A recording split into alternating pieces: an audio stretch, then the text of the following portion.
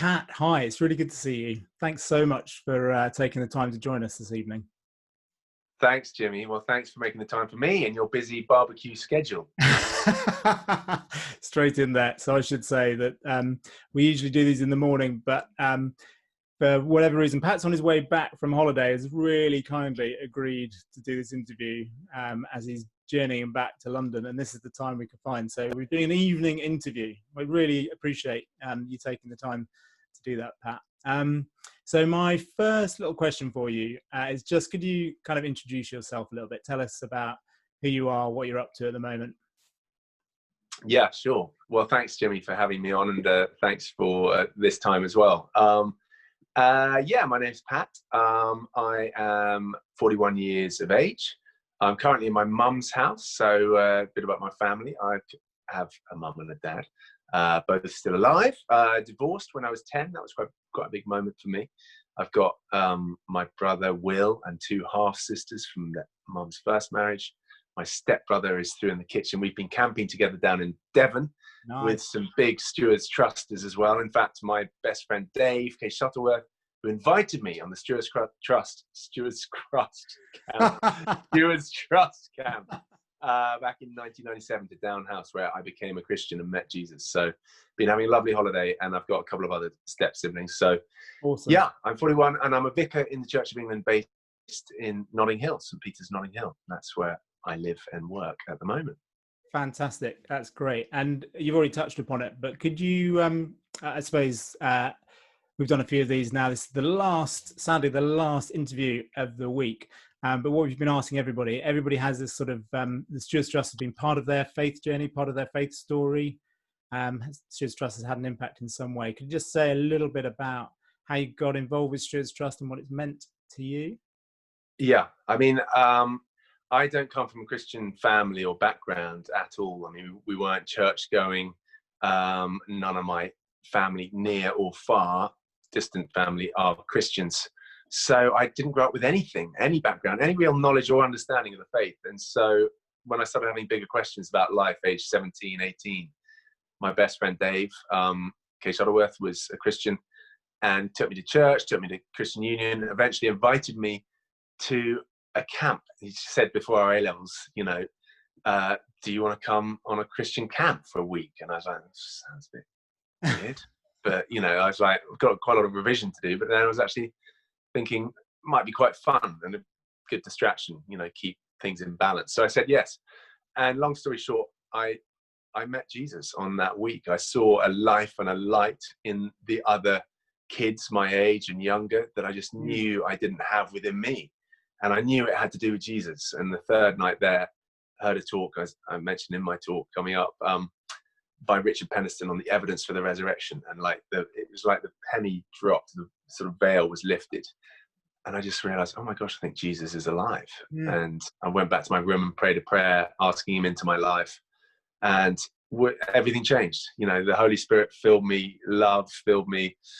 And since then, I've just wanted to spend my life telling people about Jesus, about the hope that I've found. So my feelings towards the Stewards Trust, I owe the Stewards Trust everything. And I've always said, you know, I will be eternally grateful to and for the Stewards Trust. And it's a joy of mine as a vicar now to have a resource in a church and buildings that I want to make as available as possible to the work, Jimmy, and to everything that you guys are wanting to do, you know, in any way that I can support it, because I owe the Stewards Trust everything.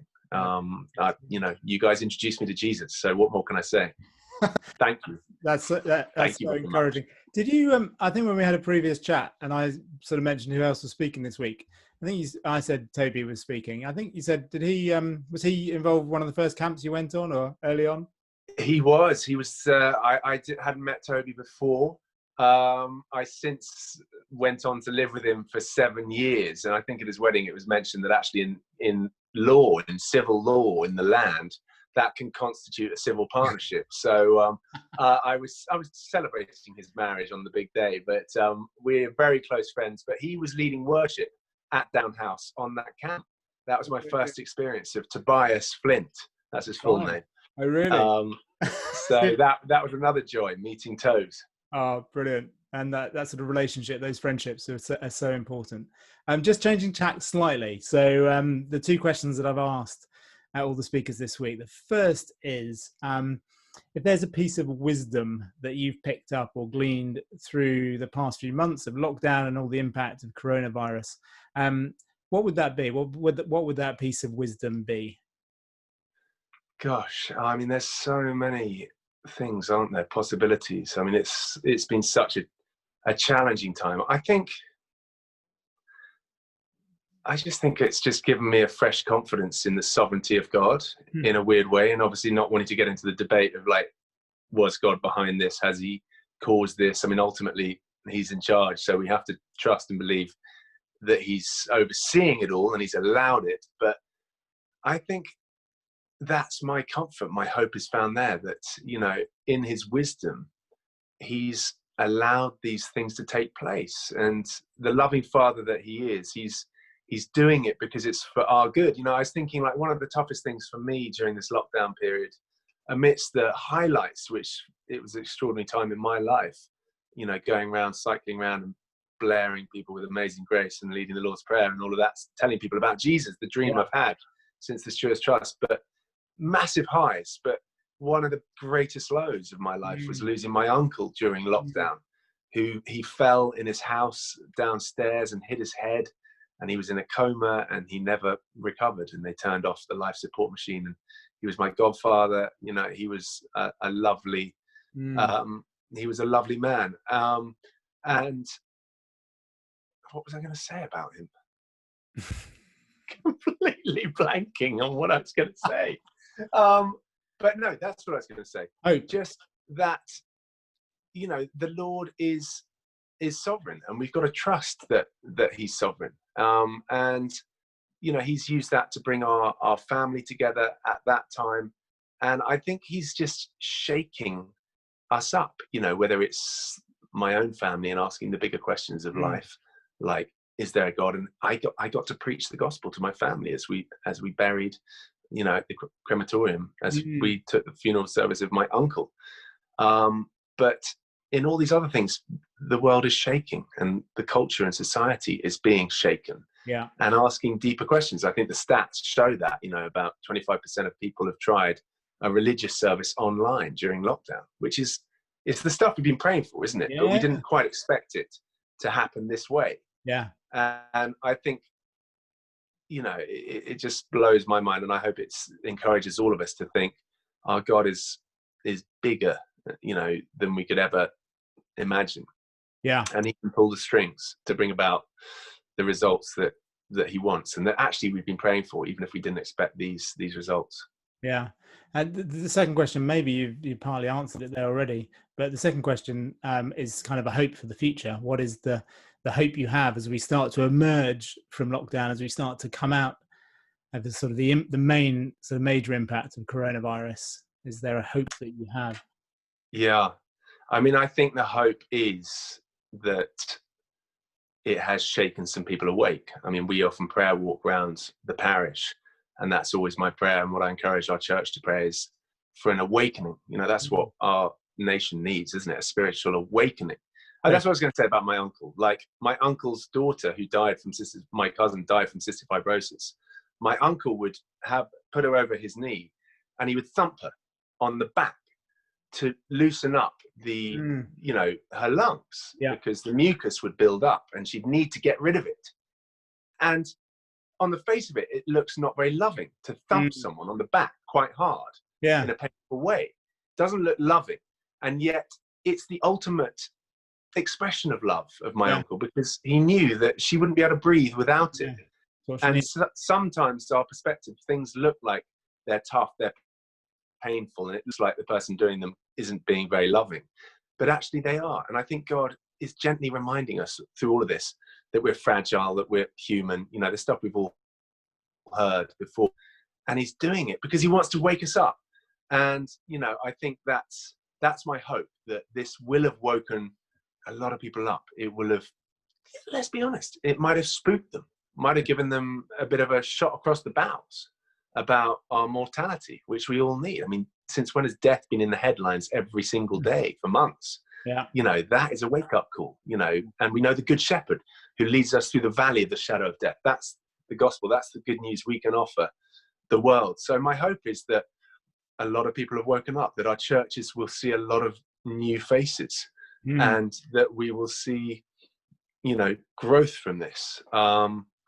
So yeah, I'd say that's, you know, that's my hope. And the bigger hope is, it's quite full on, isn't it? I mean, but we know Jesus speaks about the end times, and before his return, there'll be all kinds of stuff going on. And maybe this is just the beginning, and it should act, I hope, as a healthy reminder to us, a wake-up call to us as Christians. Oh my gosh, the Lord is coming back. He is returning, and things will get tougher. And maybe we should expect more of this, you know. But that's a great hope, that the Lord is one day returning. So let's use that to focus our minds and our lives. Fantastic. That's great. Thanks, Pat. The final question then is just, can you give us a little taster in terms of what you're going to be speaking about this evening? Well, not this evening, because with this tomorrow evening. I'm still in my this is morning mode. It's not morning, you know. You're still in barbecue mode, Jimmy. I'm still in barbecue mode, exactly. Tomorrow evening. So yeah, when I turned up, in a nutshell, when I turned up at the Stewards Trust aged 18, you know, 23 years ago, you know, I'd say I was a product of the world, and I was being shaped by the world's values, and I was going after those things, you know, just the outward appearance, you know, our success, and who's the strongest, who's the best looking, who's got the most trophies, or the sports colors, or who's winning, you know, and just going after and valuing all of those stuff and putting those things and those people on a pedestal. And I, you know, I was desperately insecure, you know, and I didn't know where or what to build my life on. And so I'm sort of speaking about that, opening up about that through the life of David and David's fight against Goliath, David and Goliath, but looking at a slightly different twist on that, and where David's true strength comes from. Because obviously he's got skills, you know, he's a master of the slingshot, like we all are. But you know, he's got a unique set of skills, like Liam Neeson. But there's something more important that he has that I want us to focus on, and I hope to bring out through the talk later, which is the crucial thing and ultimately the thing that we need before anything else. Brilliant. And you've left us with a fantastic cliffhanger there. You're not actually saying what it is, which is perfect. People will have to I presume that's the way to do it. I mean, that's how trailers absolutely work. No spoilers here, Jimmy. No spoilers. That's ideal. Well, look, finally, just a massive thank you, Pat, for agreeing to do the talk, making the time on the way back from holiday to do this interview. It's been such a pleasure talking to you, as always. And I've had the pleasure of listening to your talk already. It's great. So thank you so much for making the time to do that, you know, at what has been a really busy time for everybody. So really, thank you. Not at all, Jimmy. My pleasure. And thank you again for the invitation. And I hope to do it again sometime. First of many. Okay. Thanks, Pat. God bless. Thanks, bro. God bless, Jimmy. Cheers, man.